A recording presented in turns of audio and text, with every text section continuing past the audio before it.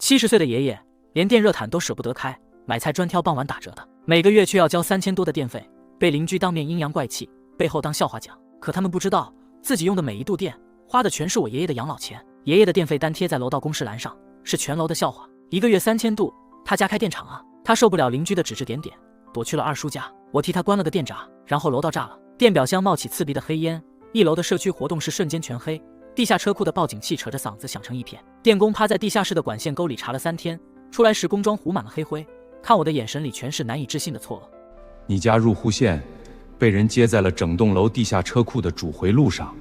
过去半年，你爷爷一个人在给全楼36户的车库排风机、照明灯、充电桩待机用电买单。原来这半年，他们一边笑着我爷爷电费高的离谱，一边心安理得的用着他买单的电。楼道里永远飘着各家各户炖肉、炒菜的油烟味，混着1楼活动室里传出来的茶水味、瓜子壳的潮气，顺着楼梯井往上爬，裹得人喘不过气。我捏着那张印着刺眼红字的电费催缴单，站在爷爷家门口，指尖被硬邦邦的纸张硌得发疼，还没掏出钥匙，楼下就飘上来熟悉的大嗓门，是管着社区活动室的李婶，她的声音像个破锣，敲得整条楼道都嗡嗡响。王老师这个月电费又涨了3200，咱们这老楼供电局是不是给他们家单独拉了一条专线啊？旁边立刻有人接话，是住在2楼的老张头，声音里裹着毫不掩饰的戏谑。什么专线？我看他家是偷偷在屋里开了个小作坊，要不就是家里藏了个吃电的大家伙。哄笑声顺着楼梯井往上涌，像一群密密麻麻的蚂蚁，顺着裤腿往上爬，咬得人浑身发紧。我攥紧手里的单子，纸张的边缘狠狠勒进掌心，留下一道发白的印子，连带着心口也跟着发闷。掏出钥匙拧开门锁，吱呀一声响，屋里的昏暗扑面而来。爷爷正佝偻着背坐在客厅的旧沙发上，盯着面前那台嗡嗡响了10几年的老冰箱发呆。电视没开，灯也没开，客厅的窗帘拉得严严实实，只有阳台漏进来一点细碎的天光，落在他花白的头发上，照的那些银丝格外扎眼。整间屋子静得可怕，只有冰箱压缩机的嗡鸣，一下一下撞在墙上，又弹回来，裹着化不开的压抑。他听见动静，我回来了。慢慢抬起头，脸上挤出一个干巴巴的笑。吃饭没？厨房有早上剩的粥，我给你热热。我走过去，这玩意儿你贴门外公示栏干啥？生怕全楼的人看不见。爷爷愣了愣，眼神下意识地躲开我的目光，落在茶几的玻璃上，声音轻得像一阵风。习惯了，以前供电局的单子都贴在那儿。我盯着他，声音忍不住往上提。习惯让全楼的人拿你当笑话看。他不说话了，垂着脑袋，像个做错了事的孩子，2只手局促地放在膝盖上，指尖微微发抖。我指着单子上那行刺目的数字，胸口的火气压不住地往上冒。4873度，3218块5。咱家就这一台老冰箱，一个微波炉，客厅卧室2节能灯。你告诉我，这4000多度电是怎么来的？爷爷摆了摆手，声音带着点不易察觉的疲惫。可能是空调老了，费电。你二叔上次来说那玩意儿有个什么待机耗电，就算关了也偷偷走字儿。待机能带出1个月3000度，咱家那空调是开着给全楼制冷吗？冬天最冷的时候，你怕费电，连电热毯都舍不得开，空调连机都没开。那个月5000多度电也是空调待机耗的。话音刚落，门外就传来了砰砰砰的敲门声，力道重的像是要把门板砸穿。那声音阴阳怪气的。王老师在家吗？爷爷的脸色瞬间变了，猛地抬起头，冲我使劲摆手，嘴唇动了动，用口型跟我说：“别出声。”王老师，我听见屋里有人说话呢，您开开门。我家活动室的电闸又跳了，您家是不是在用大功率电器啊？让我进去看看呗。我蹭的一下站起来，2步就冲到了门口，手已经握住了门把手。爷爷突然扑过来，一把拽住了我的胳膊，他的力气大得吓人，指节都攥得发白，几乎是在求我，声音压得极低：“小白别开门，别跟他吵。”我看着他的眼睛，那双教了40年书、看过无数学生作业本的眼睛里，没有愤怒，没有委屈，只有化不开的疲惫和深不见底的认命，像一根被压了一辈子的弹簧，早就失去了弹起来的力气。门外又拍了几下，李婶的嗓门更高了：“王老师，您倒是吱个声啊，不说话算怎么回事？”爷爷松开我的胳膊，慢慢走到门边，背靠着门板，声音放得很软，带着点讨好的意味：“李婶啊，我家没开大功率的东西，空调也关着呢。你让你家男人看看你家的电闸。每次您家电费一涨，我家闸就跳，哪有这么巧的事儿？不是你家在用大功率，还能是鬼用的？”李婶啊，我真没开。行，您说没开就没开，反正您家电费单全楼都看见了，1个月3000多度呢，也不知道都用到哪儿去了。行了，您关着门吧，我找物业去。脚步声哒哒哒的远去了，爷爷还站在门后，背对着我，一动不动。这栋楼他住了20多年，从厂子还在的时候，他是子弟学校里最受尊敬的王老师，到现在成了全楼人嘴里的笑话。爷，我轻声喊他，他转过身，又挤出那个干巴巴的笑，伸手抹了把脸，像是要把刚才的窘迫都抹掉。没事儿，都是老邻居，嘴碎点儿，别往心里去。半年了，我看着他，声音软了下来，胸口却堵得更厉害。我查过缴费案，这情况持续半年了，每个月最少2700，冬天最高5000多。咱家那破空调冬天都不开机，哪来的5000度？爷爷张了张嘴，最终还是什么都没说，只是重重地叹了口气，靠在了沙发上。李婶他们这么阴阳怪气，也不是1天2天了吧？行了，爷爷突然提高了声音，吓了我一跳，可那股火气只冒了1秒，就又泄了下去。行了，你别管了，我明天去你二叔家住几天，躲躲清静，等这阵风过去再说。他说完就转身进了卧室，开始翻箱倒柜的找衣服。衣柜门被拉开又关上，发出哐当的声响，像他此刻乱成一团的心绪。我站在客厅里，听着冰箱持续不断的嗡鸣，听着窗外楼下活动室里隐约传上来的说笑声，只觉得浑身发冷。这栋楼是原来老纺织厂的家属院，建成快30年了。爷爷是原厂子弟学校的语文老师，在这栋楼里住了24年，楼里大半的孩子都当过他的学生。厂子7年前改制，家属院也跟着做了改造，水电线路全部重新铺过，从原来的总表计费改成了一户一表。也是从那之后，物业接手了小区的管理，原来厂里的老同事们搬的搬，走的走，剩下的大多是上了年纪的老人和租房子的年轻人。我总觉得从线路改造之后，有什么东西就不对劲了。只是那时候我还在上大学，只有放假才过来看看爷爷，没往心里去。直到半年前，爷爷给我打电话说电费越来越贵，让我帮他看看是不是 app 出了问题。我才发现他的电费从原来每个月几十块，一下子涨到了2000多，之后每个月都在涨，像个无底洞。第二天一早，天刚蒙蒙亮，爷爷就拎着个洗得发白的帆布行李袋出门了。他的腰更弯了，行李袋看着不大，却压得他走路都有些晃。走到门口，他又回过头，像是突然想起了什么。对了，我那降压药你看见没？我指了指茶几，药瓶就放在电费单旁边。他走过去拿起来，揣进了上衣内侧的口袋里，又伸手拍了拍，像是怕丢了。我走之后，你别跟邻居吵，听见没？也别去找物业闹，等我过几天回来再说。知道了，我应了一声，门轻轻关上了。我走到窗边，撩开窗帘，一脚往下看。爷爷佝偻着背，慢慢走出单元门，帆布行李带在他手里晃来晃去。1楼活动室的门开着，李婶探出半个身子，对着爷爷的背影指指点点，旁边围着几个晨练回来的老太太，跟着一起笑，笑得前仰后合。我攥紧了拳头，指甲深深嵌进掌心。走回茶几前，我拿起那张电费单，盯着上面那个红色的数字3218块5。这个数字是爷爷1个月退休金的1/3，是他省吃俭用，连菜都要挑傍晚打折的买，却稀里糊涂花出去的冤枉钱。手机震了一下，是二叔发来的语音。我点开，里面传来的却是爷爷的声音：小白，我快到你二叔家了，你别惦记，屋里的冰箱别老开着，要是出门就拔了，费电。我放下手机，目光落在爷爷卧室门后那个落满了灰尘的铁盒上，那是他藏备用钥匙的地方。我小时候就知道。走过去，拉开卧室门，拿起那个铁盒，铁盒很沉，上面印着早就停产的奶粉牌子，边角都磨掉了漆。打开的瞬间，一股灰尘的味道扑面而来，里面除了那串黄铜的备用钥匙，还有一沓整整齐齐的电费单，用橡皮筋扎着，纸张已经泛黄发脆，一张一张翻着。最早的一张是去年10月的，金额2700块，往后的每一张金额都在涨。11月3100，12月3800，今年1月最冷的时候已经4900了。每一张单子的金额下面都用红笔画了一道重重的横线，横线旁边都用爷爷工整的钢笔字打了一个问号，有的单子边缘还写着小小的字。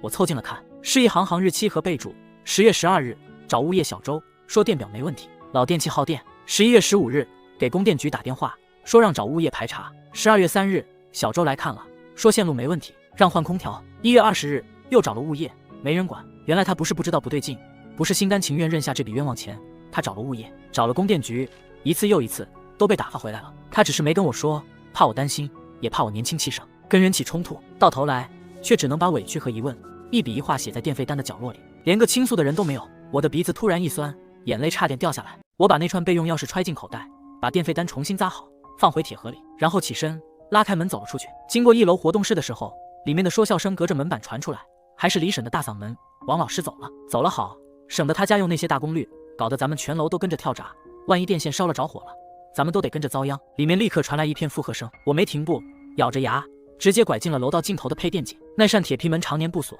物业修过几次，锁芯早就锈死了，一拉就开。拉开门的瞬间，一股混着灰尘、铁锈和焦糊味的浊气扑面而来，呛得我忍不住咳嗽。墙上嵌着3排老式电表，每个电表上面都用马克笔写着房号，最下面那排最靠里的那个写着702，是爷爷家的。我打开手机手电筒照过去，电表的转盘还在飞快地转着，数字盘上的红色数字一个劲地往上跳，快得我眼晕。可这个时候，爷爷家只有一台冰箱插着电，就算冰箱一直工作，也绝不可能让电表转得这么快。我掏出手机，对着电表拍了个视频，镜头一直对着转盘，拍了整整1分钟，转盘就没停过。拍完视频，我锁上配电井的门，转身上楼，用备用钥匙打开了爷爷家的门。屋里还是早上走的时候的样子，安安静静的，只有冰箱的嗡鸣在屋里回荡。我走进厨房，那台老冰箱靠着墙放，背面落满了厚厚的灰尘，手摸上去能感觉到轻微的震动。我蹲下来看了看，冰箱的插头插在墙上的插座里，除此之外，厨房再没有别的电器插着电。微波炉放在角落的柜子上，插头早就拔了，上面落了一层薄灰。电热水壶放在灶台上，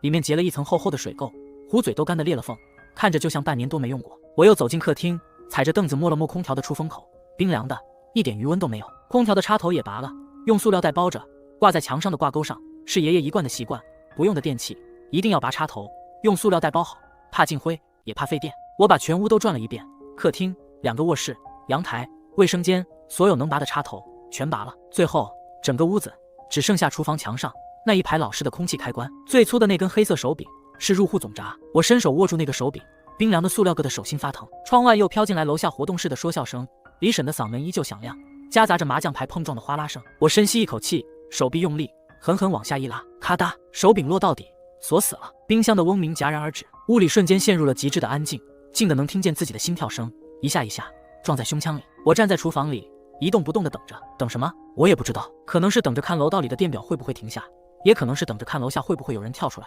说一句王老师家终于关电了。1分钟、2分钟、3分钟，什么事都没发生。楼道里安安静静的，楼下的笑声还在继续，好像什么都没改变。我皱了皱眉，正要转身去配电井看看电表，楼道里突然传来一声震耳的爆响，砰！那声音闷得像有人在楼道里放了个大炮仗，整栋楼的墙壁都跟着抖了一下，脚下的地板都在震。紧接着是玻璃碎裂的声音，噼里啪啦砸在地上，刺耳得很。然后是女人的尖叫，是李婶的声音，尖利的像被踩了尾巴的猫。我快步冲到门口，拉开一条门缝往外看，楼道里弥漫着刺鼻的焦糊味，灰色的烟雾从楼下往上涌，顺着门缝钻进屋里，呛得人眼睛疼。透过烟雾能看见1楼配电井的方向，正往外窜火星子。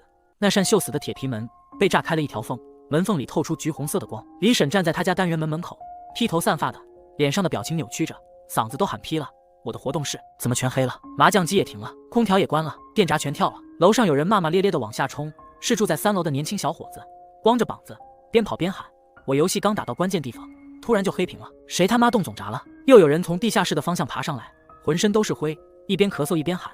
车库里全是烟，充电桩那边噼里啪啦响，报警器全响了，快看看怎么回事！楼道里瞬间乱成了一锅粥，喊叫声、骂声、咳嗽声混在一起，像一锅烧开了的粥。我关上门，后背抵着门板，听着外面嘈杂的声音，心脏跳得飞快。物业的值班师傅拎着2个灭火器跑上来，对着冒烟的配电井一通喷，白色的干粉混着黑色的烟雾，顺着楼梯井往上飘，整栋楼都弥漫着呛人的味道。有人开窗，有人往下泼水，有人扯着嗓子喊全楼断电了，快拉总闸！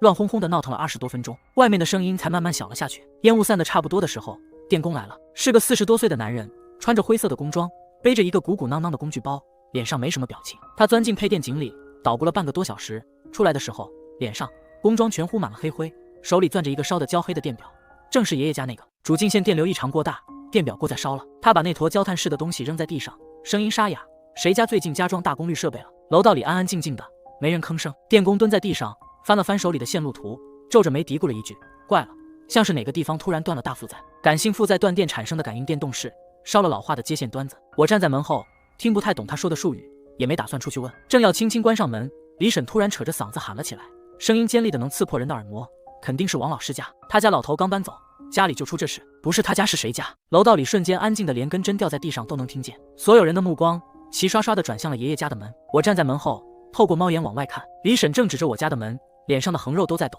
唾沫星子横飞。他家半年电费都高得离谱，1个月3000多度，肯定是偷偷改线路了。现在人跑了，把整栋楼的电表都搞坏了。旁边立刻有人附和：“对，找他家赔钱，打电话让王老师回来。”这事不能就这么算了。物业的值班师傅搓着手，一脸为难：“这得有证据啊，不能随便冤枉人。”证据？李婶一拍大腿，嗓门更高了：“电表都烧了，这不叫证据。他家那电费单子贴了半年，全楼谁没看见？那不就是证据？手机在口袋里疯狂震动起来，我掏出来一看，是二叔打来的。接通之后，那边传来的不是二叔的声音，是爷爷的声音。他的声音抖得不成样子，喘得厉害，像是随时都要背过气去。小白，楼下老李给我打电话，说你把楼烧了，他们说要报警，要让我回去负责。爷，不是你想的那样，你别听他们瞎说。我赶紧安抚他，可声音也忍不住发抖。我没干那事，我怎么回去负责？爷爷的声音带着哭腔。电话那头传来一阵混乱的声音，然后是二叔的声音，压得很低，带着急慌。小白，老爷子血压一下飙到190了，脸都白了。我刚叫了急救车。我握着手机的手开始控制不住的发抖，浑身的血好像一下子冲到了头顶，又一下子凉到了脚底。你听我说，我咬着牙，尽量让自己的声音稳下来，一字一句的说，让他们闹，他们想报警就让他们报，让电力公司的人来，让所有能查线路的人都来。二叔愣了一下，小白，你要干什么？我透过猫眼看着外面那群还在吵吵嚷嚷的人，看着李婶那张喋喋不休的嘴，胸口的火气和委屈，还有对爷爷的心疼，一下子全涌了上来。查，我说，声音不大，却带着自己都没察觉的很近。既然他们都说是咱家的错，那就把这整栋楼的线路里里外外从头到尾查个底朝天。我倒要看看这半年我爷爷掏的电费到底都供到谁家去了。挂了电话，我把手机死死攥在手里，指节都捏得发白。猫眼里的那群人还没散，李婶被几个老太太围着，正唾沫横飞地重复着他那套说辞，把所有的错都推到了爷爷头上，好像只要把脏水泼给我们，他活动室停电的损失就有人赔了。那个烧黑的电表被扔在地上，像个铁证，被他们翻来覆去地说。电工蹲在配电井门口收拾工具，物业的值班师傅在旁边陪着笑脸，递烟递水，一句话都不敢多说。我深吸一口气，拉开门走了出去。楼道里的声音瞬间小了一半，所有人的目光都齐刷刷地落在我身上，有好奇，有敌意，有看热闹的幸灾乐祸。李婶扭头看见我，愣了2秒，随即又挺直了腰板，嗓门又提了起来，哟，小王在家啊？刚才怎么不出来？正好，你来说说，你们家到底搞了什么名堂，把整栋楼的电表都烧了？这事儿你们家必须给个说法。我没理他，径直走到那个电工面前。他抬起头打量了我一眼，眼神里带着点疑惑。师傅您好。我尽量让自己的语气平静，我是702室的住户，我想问问，我们家这种持续半年电费异常偏高的情况，要怎么申请正式的入户线路检测？电工愣了一下，上下扫了我2眼。你是王老师家的？我点点头，指了指身后的家门。对，我是他孙子。我们家半年来每个月电费都在3000度以上，最高的时候5000多度，可家里只有1台冰箱，2个节能灯在用电。我想查清楚这电到底耗在哪儿了。旁边立刻传来一声嗤笑，还是李婶。查什么查？不就是你们家自己偷偷用了大功率的东西，现在烧了电表，想装糊涂？他抱着胳膊翻了个白眼，脸上全是不屑。我侧过脸冷冷地看着他，他被我看得往后缩了半步，可嘴还是没停。看我干什么？你家电费单贴了半年，全楼谁没看见？这还有什么好查的？全楼都看见了。我重复了一遍他的话，声音不大，却足够让在场的所有人都听见。那全楼谁能告诉我，我们家就1台冰箱，1个微波炉，2个节能灯，怎么能用出1个月3000度电？谁能告诉我，我爷爷一个退休老教师，一辈子省吃俭用，连电热毯都舍不得开，怎么会1个月造出去3000多块钱电费？楼道里安安静静的，没人接话。李婶张了张嘴，半天没说出一个字来。电工站起身，拍了拍手上的灰，看着我说，你要真想查，明天带着房产证、房主身份证去供电营业厅填个申请表，交个检测费，就能安排人上门。不过我提前跟你说，检测费200块，不管最后查不查得出来问题，这个钱都不退。可以。我立刻点头。要是查出线路问题，需要整改维修，费用另算。他又补充了一句，没问题。电工点点头，没再多说，拎起工具包转身走了。我一回头，正好对上李婶的目光，他立刻别开脸，对着旁边的老太太小声嘀咕了句什么，脸上的表情有点不自然。其他邻居也纷纷散开，有的假装玩手机，有的交头接耳的往楼上走，没人再围着起哄。我没再理他们，转身上楼，进了门，反锁了房门，后背抵着门板，我才松了口气。刚才强撑着的冷静一下子泄了下去，浑身都在发软。我掏出手机给二叔打了个电话，问爷爷的情况。刚到医院，医生给用上降压药了，现在稍微稳下来点，但还是得住院观察2天。二叔的声音里带着疲惫，老爷子一直念叨，怕你跟邻居起冲突，怕你出事。我鼻子一酸，靠在门板上，半天说不出话。小白，你跟我说句实话，楼下那事到底是不是你弄的？二叔又问。我就是拉了家里的总闸，别的什么都没干。我说，电工说了，是线路有问题，不是我的错。明天我就去营业厅申请检测，一定把这事查清楚，不能让我爷爷平白受这个委屈。二叔沉默了几秒，叹了口气，行，你注意安全，有什么事随时给我打电话，老爷子这边有我呢，你别担心。挂了电话，我走到客厅，坐在爷爷常坐的那个沙发上，沙发的海绵已经塌了，坐上去软软的，能闻到爷爷身上常有的淡淡的肥皂味。茶几上还放着他没带走的降压药，旁边是那沓被他用红笔画了横线的电费单。我拿起一张，看着上面工整的字迹，心里像被针扎一样疼。他教了40年书，桃李满天下，一辈子光明磊落，要了一辈子体面，到老了却因为一笔莫名其妙的电费，被人当成笑话，被人指着脊梁骨骂，气得血压飙升进了医院。这事我必须查个水落石出。第二天一早，我跟公司请了假，带着爷爷的房产证、身份证复印件去了宫殿营业厅。营业厅里人不多，我走到业务窗口，跟工作人员说明了情况，填了申请表，交了检测费。工作人员接过材料，看了看我填的地址，又看了看申请原因，抬头多看了我2眼，眼神里带着点诧异。老纺织厂家属院是吧？他敲了敲电脑，我们这边尽快给你安排师傅上门，最快明天下午，到时候会提前给你打电话，麻烦您了，能不能尽量快一点？我爷爷因为这事现在还在医院躺着呢。我说，他点点头，叹了口气，我知道了，我这边给你备注加急，尽量明天上午就安排师傅过去。从营业厅出来，手机又响了，是二叔发来的消息，说爷爷情况好多了，血压降下来了，就是一直惦记着家里的事，问楼下的邻居还闹不闹。我没回语音，敲了一行字发过去，明天供电公司的师傅就上门查线，一定能查清楚。二叔回了个问号，我没再解释，我知道没拿到实锤之前说什么都没用。回到小区，我没直接上楼，而是拐进了物业办公室。物业办公室在小区门口的平房里，门开着，里面传来啃东西的声音。我推开门进去，物业经理周经理正坐在办公桌后面，对着电脑啃烧饼，桌子上放着一杯豆浆。看见我进来，他嘴里的烧饼差点噎在喉咙里，赶紧喝了口豆浆顺下去，脸上挤出一个不自然的笑。小王，你怎么来了？昨天楼下那事处理的差不多了，电表也换了新的。我不是来问电表的事。我打断他，拉了把椅子在他对面坐下。我来问问我们家这半年电费异常的事。我爷爷前后后找了你们5、6次，你们每次都说电表没问题，线路没问题，到底是怎么查的？周经理脸上的笑僵住了，搓了搓手，眼神下意识地飘向窗外。这个小王啊，你也知道，咱们这是老小区，线路都老化了，出现点用电异常也正常。再说了，我们物业也不是专业的电工，只能帮着看看电表转不转，具体的线路问题我们也不懂啊。不懂。我盯着他，我爷爷找了你们半年，你们就一句不懂就打发了，现在整栋楼的电表烧了，你们就把责任全推到我们家头上。不是，我们没推责任。周经理赶紧摆手，昨天李婶他们在那闹，我们也没跟着说什么，是不是？我们也知道王老师的为人，不可能干那种改线路的事，光知道没用。我往前凑了凑，盯着他的眼睛。7年前咱们小区线路改造，一户一表重新布线，是你们物业负责的吧？周经理愣了一下，眼神有点慌。那都是7、8年前的事了，那时候我还没来这边当经理呢，具体的事我也不清楚啊。不清楚就查档案。我敲了敲他的办公桌，当初线路改造的施工合同、施工方信息、验收报告，所有的档案都应该在你们物业这里存着吧？我要看看。周经理的脸色更难看了，搓着后脖梗，半天没说话。这档案都在库房里堆着呢，7、8年了，落满了灰，也不知道能不能找着。再说了，这都是内部档案，也不能随便给外人看啊。我是小区业主，我家的线路出了问题，我现在要查当初的施工档案，怎么叫外人？我盯着他，还是说这里面有什么不能让我看的东西？不是，绝对没有。周经理赶紧摆手，站起身，行，我给你找还不行吗？你等会儿，我去库房翻翻看。他说着就走出了办公室，往旁边的库房走去。我坐在办公室里，看着他的背影，总觉得他刚才的眼神不对劲，慌慌张张的，像是在隐瞒什么。等了10几分钟，周经理抱着一摞摞满灰尘的牛皮纸档案盒走了进来，往地上一放，扬起一片灰。他咳嗽了2声，拿起最上面的一个档案盒，吹了吹上面的灰，打开翻了翻，抽出一份泛黄的合同递给我。你看，就是这个。当年厂子改制，线路全部重新改造，施工队是外包的，叫顺达电力安装，负责人姓郑，大家都叫他老郑。我接过合同，纸张已经泛黄发脆，边缘都磨破了，上面的日期是7年前的3月，发包方是原来的纺织厂后勤处，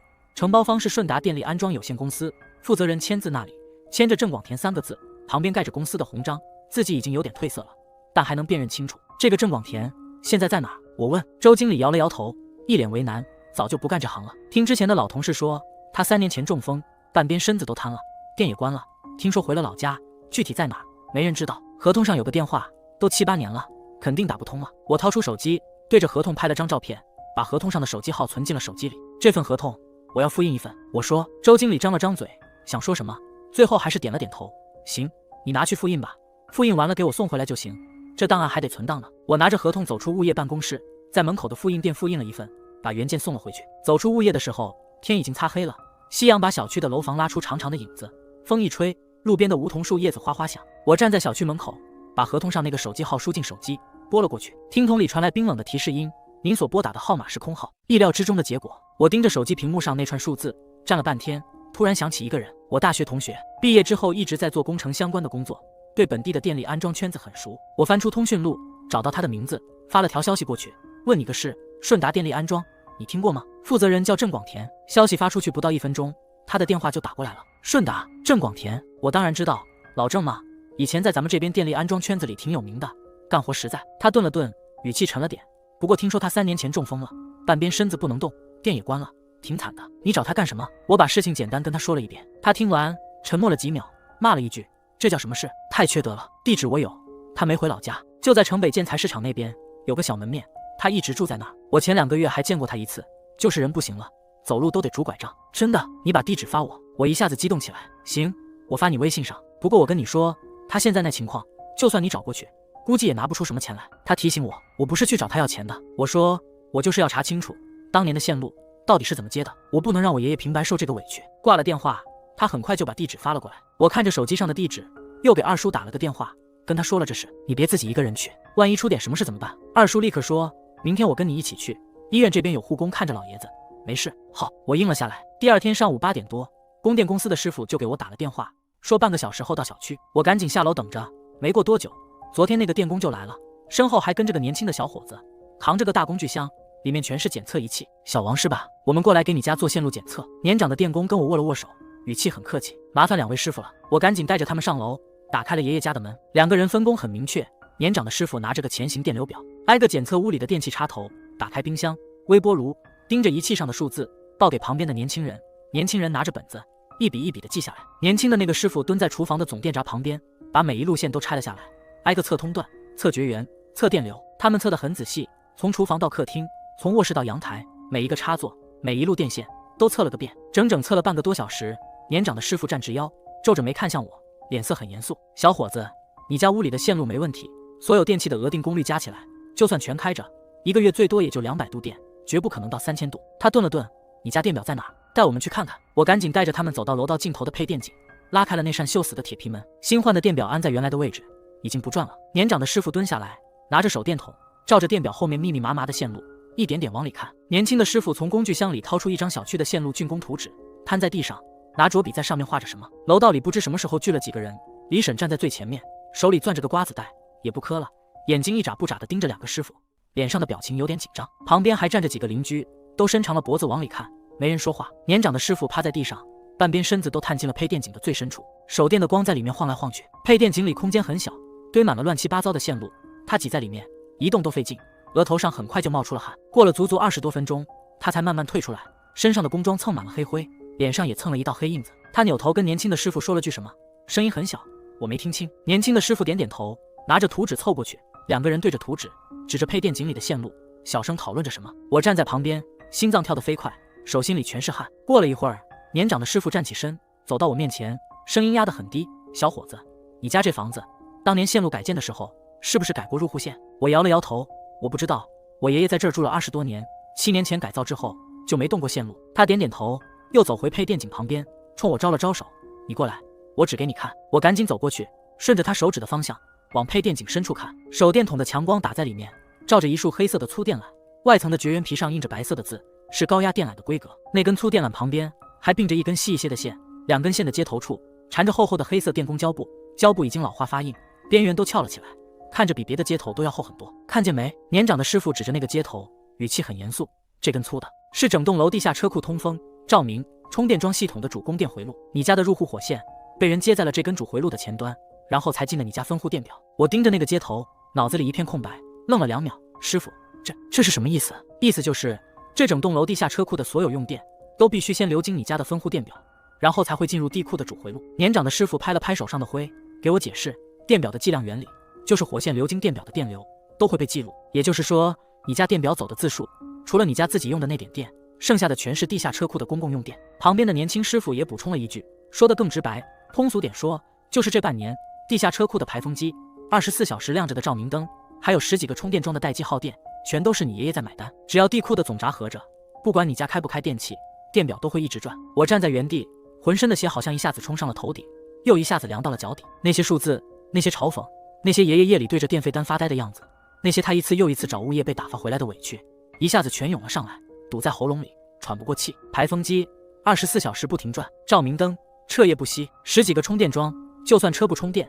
也有待机功耗。半年每个月3000度，最高5000度，23000多块钱。原来他不是用电大手大脚，不是老糊涂了算不清账，他是在给整栋楼的公共用电买单。楼道里安安静静的，一点声音都没有。我回过头，看见李婶手里的瓜子袋掉在了地上，瓜子撒了一地，她嘴巴张着，眼睛瞪得圆圆的，却发不出一点声音。旁边的几个邻居，有的下意识地往后退，有的目光躲闪，不敢看我，有的脸涨得通红，手足无措地站在原地。年长的师傅叹了口气，从兜里掏出一张名片递给我，正式的检测报告，3天后能出来，盖我们公司的公章，有法律效力。这情况主要责任在当年的施工方，线路接错了，物业这么多年没巡检出来，也有管理责任。你拿着报告去找他们协商，肯定能给你个说法。我接过名片，手指抖得厉害，捏着那张薄薄的纸片，像捏着1000斤重的东西。2个师傅收拾好工具，又叮嘱了我几句，就转身走了。配电井的门还开着，楼道里的人还没散，却没人说一句话，安静的能听见彼此的呼吸声。我转过身，看着他们，看着李婶，看着那些曾经对着爷爷的背影指指点点，笑着说他是笑话的人，喉咙里那句憋了半年的话终于脱口而出，声音很轻，却带着化不开的寒意。原来这半年是我爷爷养着你们。说完，我没再看他们一眼，转身走进了爷爷家，关上了门，背靠着门板，我终于忍不住，眼泪掉了下来。不是委屈，是心疼，是替爷爷不值。他一辈子与人为善，对谁都客客气气，楼里的孩子他都教过，谁家有困难他都愿意帮，到头来却被这些他掏心掏肺对待了20多年的老邻居当成了半年的笑话。手机响了，是二叔打来的，问我检测的结果怎么样。我吸了吸鼻子，把师傅说的话一字一句的跟他说了一遍。电话那头，二叔沉默了很久，骂了一句脏话，然后说：小白，你等着，我现在就过去找你，咱们现在就去找那个郑广田。1个多小时后，二叔到了小区，他一进门就拿起桌上的检测记录，翻了半天，气得手都在抖。这群人太不是东西了，还有那个物业，全是一群饭桶。他咬着牙，走，咱们现在就去找那个郑广田，我倒要问问他当年的线是怎么接的。我们俩没多耽误，拿着合同复印件和检测记录，开车往城北建材市场赶。路上，二叔给医院的护工打了个电话，问爷爷的情况。护工说爷爷精神好多了，就是一直念叨我们去哪了。二叔没敢跟他说查到了什么，只说我们出来办点事，下午就去看他。城北建材市场在城市的另一边，开了快1个小时才到。市场很大，密密麻麻全是门面房，卖建材的，卖五金的，做安装的，乱哄哄的。我们按着同学给的地址，一条巷子一条巷子的找，问了好几个商户，才终于找到顺达电力安装的那个门面。门面很小，卷帘门拉到一半，里面黑漆漆的，堆着各种落满灰尘的电线、电表箱、开关插座，乱七八糟的，看着早就不营业了。门口蹲着个60来岁的男人，穿着件洗得发白的蓝色工装，头发花白，脸上的皱纹像刀刻的一样，很深。他左腿直挺挺地伸着，不能打弯，旁边靠着一副铝合金的拐杖，手里夹着根烟，正一口一口地抽着，眼神放空，看着前面的巷子。二叔走上前，轻声问：请问您是郑广田郑师傅吗？男人抬起头，目光扫过我们俩，最后落在我手里的文件袋上。他吸了口烟，慢慢吐出来，烟圈在他面前散开。我就是。你们找我是为了老纺织厂家属院线路的事吧？我和二叔都愣了一下，没想到他一开口就猜到了。是。我走过去，把供电公司的检测记录、线路照片，还有当年的施工合同复印件递给他。7年前您带队给老纺织厂家属院做的线路改造，这是刚出的检测报告，您看看。郑广田接过纸，眯着眼睛一行一行的看，他的手指很粗糙，布满了老茧和裂口，捏着纸张的时候微微发抖。看着看着，他的脸色一点点变了，拿着纸的手抖得更厉害了。他把烟屁股扔在地上，用右脚狠狠踩灭，撑着拐杖慢慢站了起来。进来说吧。他的声音很沙哑，带着点不易察觉的颤抖。我们跟着他走进店里，里面很小，堆满了杂物，到处都是灰，只有一张小桌子，2个破凳子。他找了2个干净点的凳子让我们坐，自己则坐在一个倒扣的旧电表箱上，又把那些纸从头到尾看了一遍。看完，他抬起头看着我，眼神里全是愧疚和自责。这楼是城西老纺织厂的家属院，对吧？我点点头。他沉默了很久，长长的叹了口气，伸手从旁边的柜子里翻出一个硬壳笔记本，本子的封面已经磨破了，页边都卷了起来。他翻开本子，一页一页的找，最后停在其中一页上，递给我。那是一张手绘的线路草图，纸张已经发黄发脆，上面用圆珠笔画着密密麻麻的线路走向，标注着每一户的房号，每一个回路的用途。在702室的位置画着一个红色的叉，旁边写着一行小字：地库主回路接头，图纸与现场不符，待复查。郑广田指着那个红叉，声音很沉，带着无尽的懊悔。这栋楼的线路改造当时改了3次，第1次设计院给的图纸画错了，地库的主回路和住户的入户线标反了。第2次施工的时候赶上下大雨，地下室淹了，线泡了水，全部重新布。第3次我带着2个徒弟赶工期，连着干了2天2夜，眼睛都熬红了。他顿了顿，吸了吸鼻子，继续说：这个红叉的位置我记得清清楚楚，当时地库的主回路、现场的管线走向和图纸上标的完全不一样。我当时忙着处理别的问题，就让我带的徒弟小刘先接，说等我忙完了过来复查。他跟我说凭着经验接好了，不会有问题。我后来过去看了一眼，接头包好了，电表也能正常走字，就没往深处查，想着等验收的时候再仔细测。结果呢？我追问他，结果验收的时候，厂里的后勤负责人催得紧，说第2天就要通电，一户一表要核对清楚。我带着人拉闸核对每一户的电表，拉了702的闸，屋里断电了，电表也停了，就以为没问题。谁能想到他把入户线接在了地库主回路的前端，拉屋里的闸，只能断屋里的电，断不了地库的回路。郑广田的声音越来越低，头也垂了下去。是我的错，是我没检查仔细，才出了这么大的事，让老人家受了这么大的委屈。那您当年的那个徒弟小刘，全名叫什么？现在在哪儿？二叔问。郑广田抬起头，摇了摇头，眼神里满是无奈。早不联系了，那时候他就是个刚出徒的临时工，干完这个活没2个月就走了。这都7、8年了，我连他全名叫什么都快记不清了，上哪儿找去？我看着他那条不能动的左腿，看着他花白的头发，看着他满脸的愧疚，心里的火气突然就泄了下去。他不是故意的，他也是个可怜人，当年的疏忽酿成了现在的错，他自己也付出了代价，该赔的钱，该道的歉我都认。郑广田看着我们，眼神很坦诚，没有一点躲闪。你们说怎么处理我都听，只是他顿了顿，脸上露出了为难的神色。赔多少都行，但我现在真的拿不出钱。他拍了拍自己那条不能动的左腿，声音里全是无奈。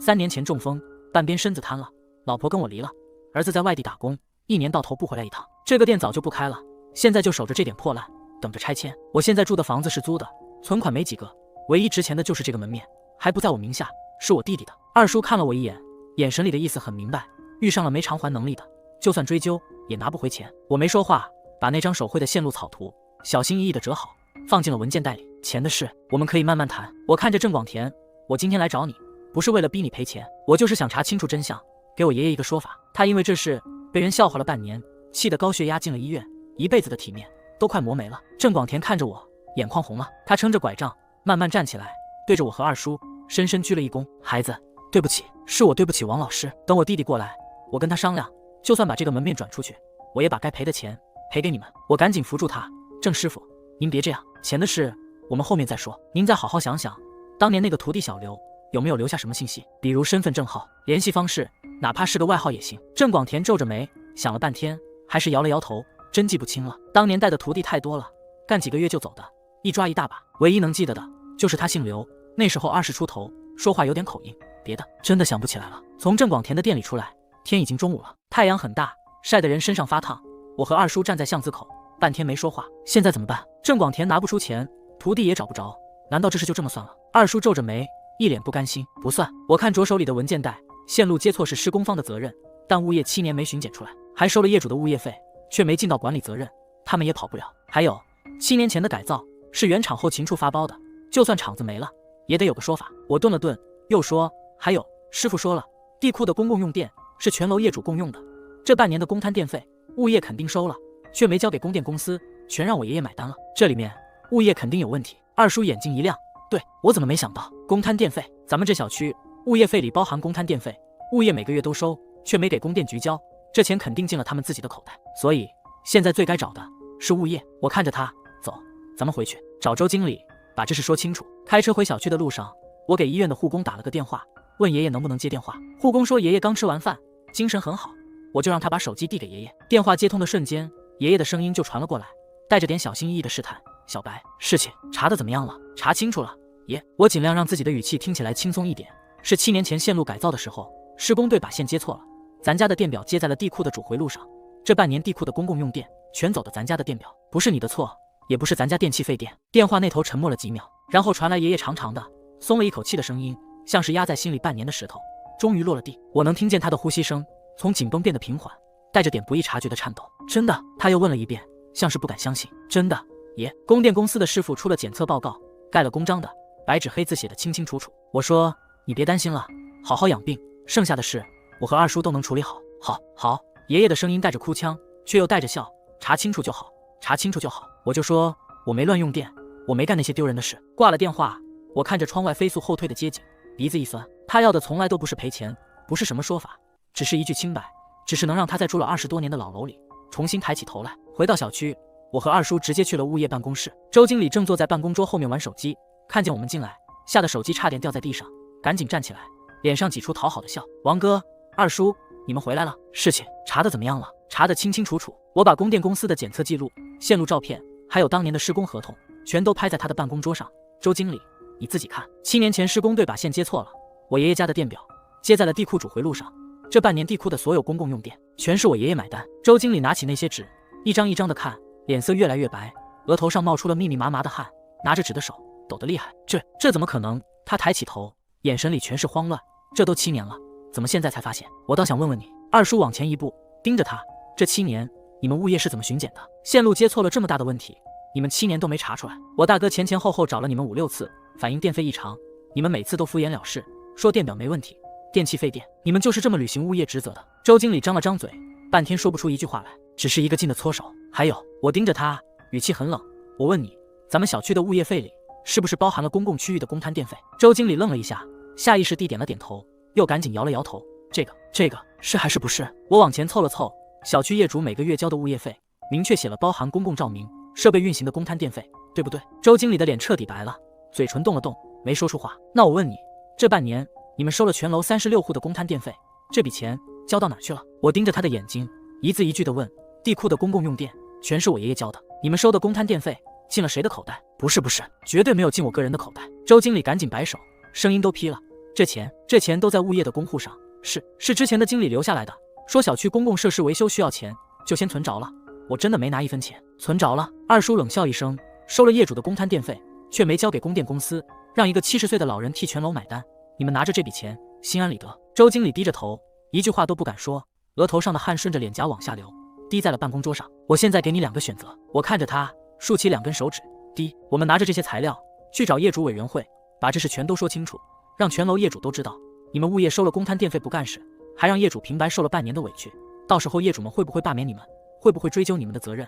你自己想。周经理的身体抖了一下，脸色更难看了。第二，你们物业承担主要责任，牵头联系当年的施工方，还有原厂的相关负责人，一起协商赔偿事宜，给我爷爷一个正式的道歉，把多交的电费、医药费、精神损失费全都赔清楚。同时，立刻整改小区的线路，重新核对每一户的接线，避免再出这种事。我顿了顿，看着他，你选哪个？周经理抬起头，脸上的表情又慌又乱，犹豫了半天，咬了咬牙，我选第二个。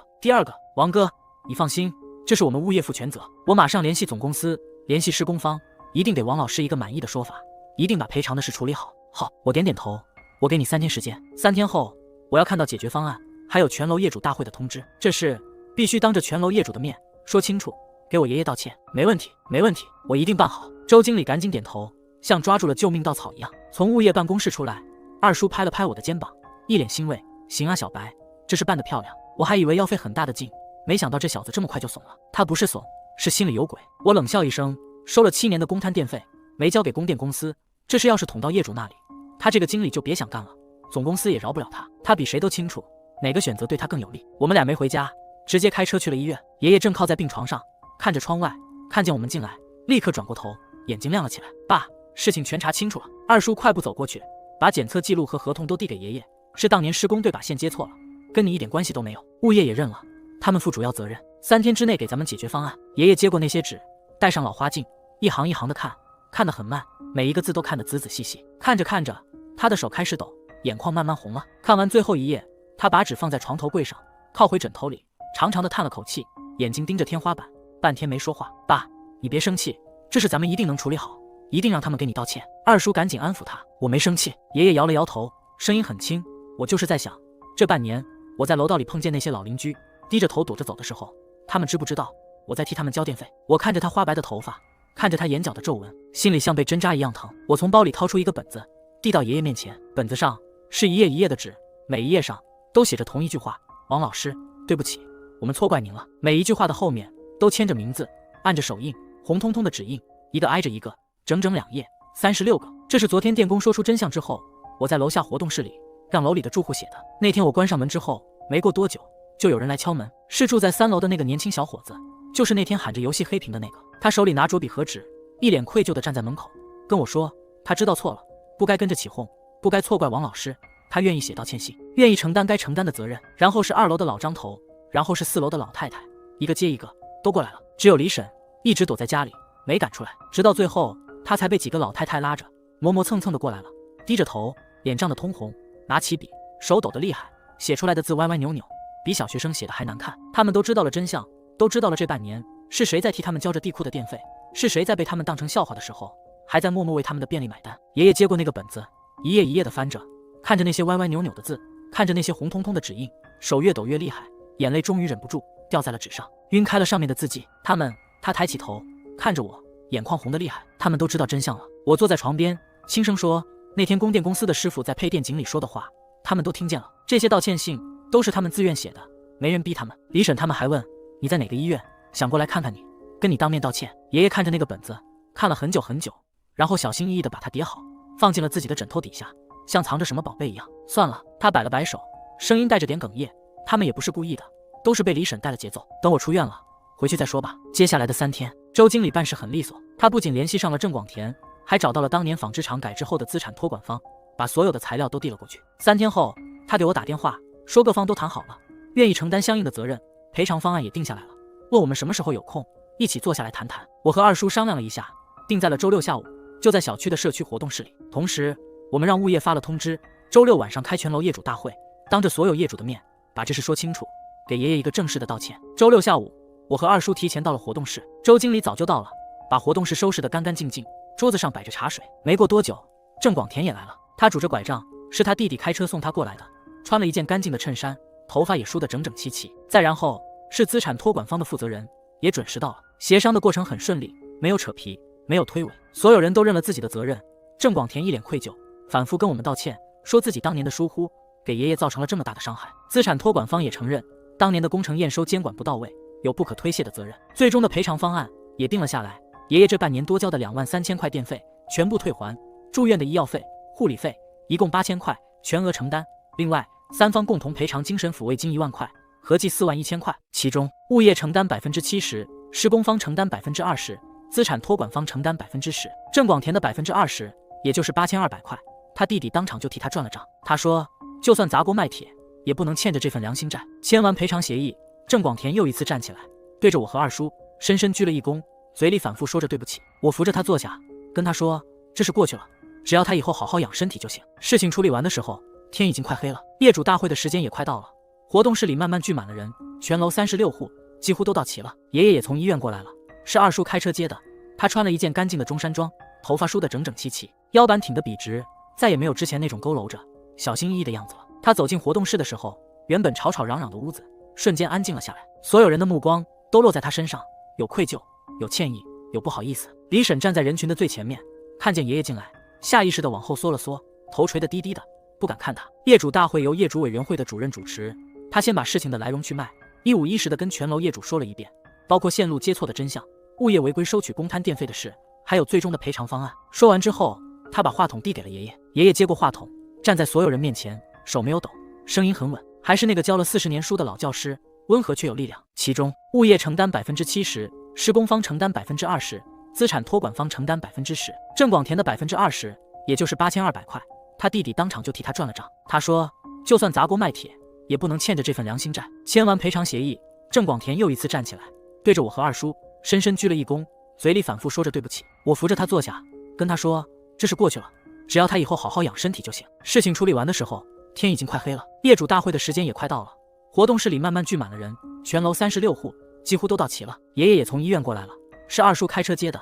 他穿了一件干净的中山装，头发梳得整整齐齐，腰板挺得笔直，再也没有之前那种佝偻着小心翼翼的样子了。他走进活动室的时候，原本吵吵嚷嚷的屋子瞬间安静了下来，所有人的目光都落在他身上，有愧疚，有歉意，有不好意思。李婶站在人群的最前面，看见爷爷进来，下意识地往后缩了缩，头垂得低低的，不敢看他。业主大会由业主委员会的主任主持，他先把事情的来龙去脉一五一十地跟全楼业主说了一遍，包括线路接错的真相、物业违规收取公摊电费的事，还有最终的赔偿方案。说完之后，他把话筒递给了爷爷，爷爷接过话筒，站在所有人面前，手没有抖，声音很稳，还是那个教了40年书的老教师，温和却有力量。正好碰见李婶提着菜篮子回来，看见爷爷，他立刻笑着打招呼，语气里满是热情和歉意。王老师，您出院了，身体好些了吧？我刚买的新鲜菜，您拿点回去吃。爷爷笑着摆了摆手，不用了，谢谢你，身体好多了。走到楼道公示栏前，我停下了脚步。公示栏里原来贴电费单的位置，现在贴着2张纸，左边是物业的正式道歉声明，红头黑字，盖着公章，清清楚楚地写了事情的真相，向爷爷郑重道歉，承诺会定期巡检小区线路，保障业主权益。右边是线路整改完成的公告，写着全楼的线路已经全部重新检测整改，不会再出现类似的问题。公示栏前面站着几个邻居，看见爷爷过来，都笑着打招呼，一口一个王老师，语气里满是尊敬。爷爷看着公示栏里的2张纸，看了很久，然后转过头看着我，脸上露出了这半年来最轻松最释然的笑。小白，这是谢谢你，爷，应该的。我笑着说。回到家，爷爷把那个写满了道歉信的本子，还有供电公司的检测报告、赔偿协议，全都放进了那个门后的铁盒里，和他的退休教师荣誉证书放在了一起。他小心翼翼地锁好铁盒，放回了门后，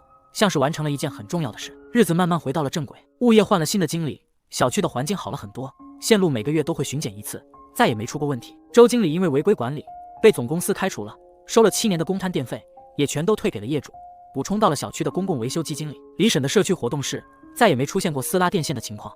他见了爷爷总是客客气气的，再也没说过一句阴阳怪气的话。楼里的邻居们见了爷爷都会热情的打招呼，谁家做了好吃的都会给爷爷送一碗过来。爷爷脸上的笑容越来越多了，腰板也越来越直了，再也不是那个佝偻着背躲在家里不敢出门的老人了。第1个月的电费单出来的时候，爷爷特意把它贴在了公示栏里，上面的数字是128度，电费57.2块。路过的邻居看见了，都笑着说：“王老师，这才是正常的电费吗？之前真是委屈您了。”爷爷笑着没说话，背着手慢悠悠地在小区里散步，阳光落在他身上，暖洋洋的。郑广田每个月都会给爷爷打个电话，问问他的身体情况，逢年过节都会让他弟弟送点东西过来。爷爷每次都跟他说：“不用这么客气，好好养身体就行。”他说：“人这一辈子，谁都有疏忽犯错的时候，知错能改就够了。”刘志强也找到了，是周经理被开除之前翻遍了当年的施工档案，找到了他的身份证复印件和入职信息。他现在在城南的一个小区里当电工班长。他知道了事情的来龙去脉之后，特意买了东西过来给爷爷道歉。他站在爷爷面前，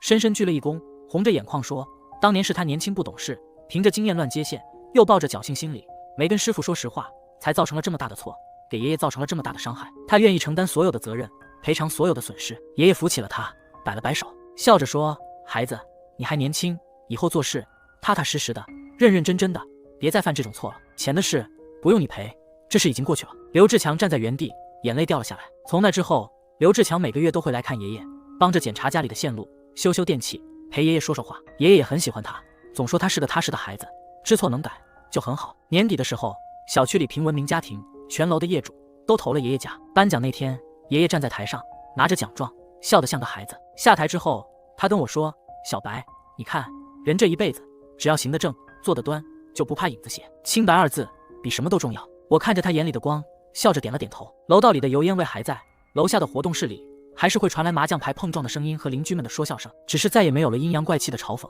再也没有了指指点点的议论。阳光透过楼道的窗户照进来，落在干净的公示栏上，落在爷爷挺直的背影上，温暖而明亮。那些受过的委屈，那些憋在心里的气，那些被人当成笑话的日子，都过去了。风平浪静，春暖花开。